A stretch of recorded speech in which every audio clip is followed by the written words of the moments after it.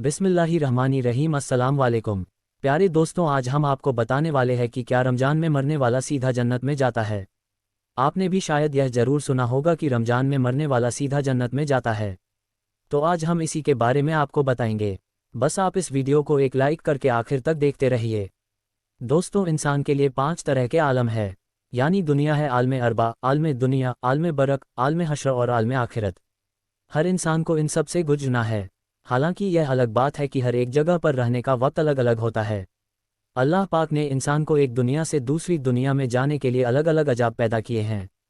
जैसे कि आलम रिवाज से आलम दुनिया में आने की वजह माँ बाप होते हैं और आलम दुनिया से आलम बरक में जाने की वजह मौत होती है।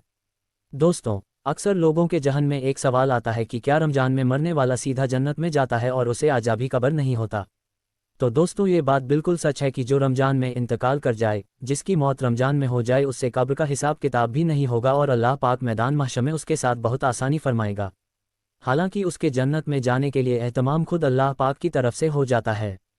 हजरत अब्दुल्ला बिन मकसूद इनसे रिवायत है कि रसूलुल्लाह सल्लल्लाहु ताला अलैहि वसल्लम का फरमान है, जिसको रमज़ान के वक्त मौत आई वह जन्नत में दाखिल होगा, और जिसकी मौत यौम अरफा यानी 9 जिलहिज्जा के वक्त आई वह भी जन्नत में दाखिल होगा, और जिसकी मौत सदका देने की हालत में आई वह भी जन्नत में दाखिल होगा।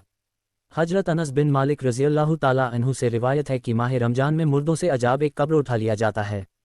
इसी तरह हजरत आयशा सिद्दीक़ा सलामुल्लाह अलैहा से रिवायत है कि रसूलुल्लाह सल्लल्लाहु ताला अलैहि वसल्लम ने इरशाद फरमाया, रोजे की हालत में जिसका इंतकाल हुआ, अल्लाह पाक उसको क़यामत तक रोजों का सवाब अता फरमाता है।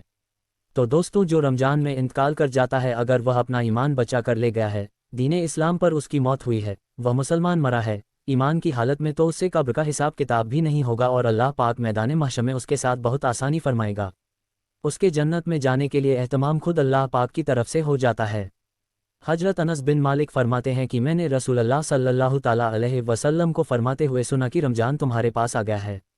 इसमें जन्नत के दरवाजे खोल दिए जाते हैं और जहन्नम के दरवाजे बंद कर दिए जाते हैं और सयाद 3 को कैद कर दिया जाता है। महरूम है वह शख्स जिसने रमज़ान को पाया और उसकी मगफिरत न हुई। जब इसकी रमज़ान में मगफिरत न हुई तो फिर कब होगी। पाक रमज़ान के महीने में जो मोमीन इंतकाल कर जाता है, वह जाबिर कब्र से बच जाता है और जन्नत का हकदार हो जाता है। हदीस शरीफ में है कि क़यामत के दिन एक गुनहगार दोज़ख में डाला जाएगा तो जहन्नम की आग उससे दूर भागेगी। प्यारे आका सल्लल्लाहु ताला अलैहि वसल्लम फरमाते हैं कि अगर बंदों को मालूम होता कि रमज़ानुल मुबारक क्या है तो मेरी उम्मत तमन्ना करती कि काश पूरा साल रमज़ान ही हो। हजरत मोहम्मद मुस्तफ़ा सल्लल्लाहु ताला अलैहि वसल्लम रमज़ान शरीफ के रोज़ों के अलावा शाबान में भी करीब करीब महीना भर रोज़ा रखते थे। रोज़ेदार किस कदर नसीबदार है कि अगर रोज़े की हालत में मौत से हमकनार हुआ तो क़यामत तक रोज़ों के सवाब का हकदार करार पाएगा। उम्मुल मोमिनीन हजरत आयशा सिद्दीक़ा रज़ियल्लाहु ताला से रिवायत है, हुज़ूर अकरम सल्लल्लाहु ताला अलैहि वसल्लम फरमाते हैं, जिसका रोजे की हालत में इंतकाल हुआ, अल्लाह उसको क़यामत तक के रोज़ों का सवाब अता फरमाता है। रमज़ान के महीने में ही कुरान करीम नाजिल हुआ। यही महीने में रोजे आते हैं जो कि फ़र्ज है। रोज़ों से बंदों के अंदर तकवा पैदा होता है। हदीस में आता है कि रमज़ान के महीने में जन्नत के दरवाजे खोल दिए जाते हैं और जहन्नम के दरवाजे बंद कर दिए जाते हैं। सरकश सयाद 3 को जंजीरों में जकड़ दिया जाता है। एतिकाफ जैसा बड़ा अमल और शबे कद्र की रातें बंदों को अल्लाह की तरफ से मगफिरत मिलना। अल्लाह ताला हर इफ्तार के वक्त कुछ लोगों को जहन्नम से आज़ाद करता है और ये यानी रमज़ान की हर रात को होता है। रोजे का अज्र अल्लाह ताला खुद अता करेगा। रोजेदार के लिए खास दरवाज़ा जिससे वह जन्नत में जाएंगे। रोजे को जहन्नम का ढाल बताया गया है। इन सारी और कई चीज़ों के कारण रमज़ान की बड़ी फजीलत है। हमारे नबी सल्लल्लाहु ताला अलैहि वसल्लम का रशादी मुबारक है कि रजब अल्लाह ताला का महीना है और शाबान मुअज्जम मेरा महीना है और रमज़ानुल मुबारक मेरी उम्मत का महीना है।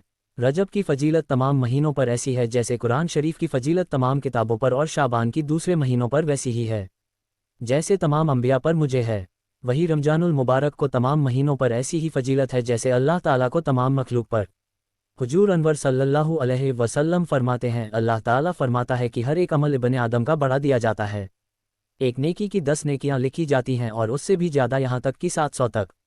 मगर रोज़ों का सवाब इतना है कि उसकी हद को मैं ही खूब जानता हूँ और उसका बदला अपने बंदों को मैं खुद ही दूंगा। माह रमज़ानुल मुबारक में नेकियों का अज्र बहुत बढ़ जाता है, लिहाजा कोशिश करके ज़्यादा से ज़्यादा नेकियां इस माह में जमा कर लेनी चाहिए। रहमतुल्लाह हितलाल फरमाते हैं, माह रमज़ान में एक दिन का रोज़ा रखना 1000 दिन के रोज़ों से अफजल है। और माह रमजान में एक मर्तबा तस्बीह करना यानी यह कहना कि इस माह के अलावा 1000 मर्तबा तस्बीह करने यानी कहने से अफजल है, और माह रमजान में एक रकात पढ़ना गैर रमजान की 1000 रकात से अफजल है। प्यारे दोस्त, वीडियो के आखिर में एक हदीस पाक आपको बताते हैं कि नबी पाक सल्लल्लाहु ताला अलैहि वसल्लम ने इरशाद फरमाया, कब्र जन्नत के बागों में से एक बाग होती है या दोजख के गड्ढों में से एक गड्ढा। यानी मोमिन की कब्र में जन्नत की खुशबू है, वहाँ की तरोताजगी आती रहती है। काफिर की कब्र में दोजख की गर्मी वह और बदबू पहुँचती रहती है। आइए अल्लाह पाक से दुआ करते हैं कि अल्लाह पाक हमें सेहत तंदुरुस्ती वाली ज़िंदगी अता फरमाए और बाद मरने के हमारी कब्र को जन्नत का बाग बना दे, और आलम बरक में हमारा ठिकाना नेक रूहों के साथ ला बना दे। आमीन या रब्बुल आलमीन। प्यारे दोस्तों, कमेंट बॉक्स में आमीन लिख कर आप भी हमारी दुआ का हिस्सा बन जाए। हम मिलते हैं आपको फिर अगली वीडियो में। तब तक के लिए अपना खूब ख्याल रखिएगा। अस्सलामुअलैकुम।